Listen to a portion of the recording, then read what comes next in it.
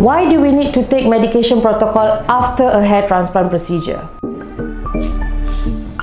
As we know, men will bald in stages. As you can see in the picture here, there is stage 1 until stage 7 of male pattern hair loss. For example, if you are currently at level 3 of male pattern balding, like this picture right here, so what we do is that we restore the area of loss. However, your existing hair that you have is still going to go through the process of balding after hair transplant.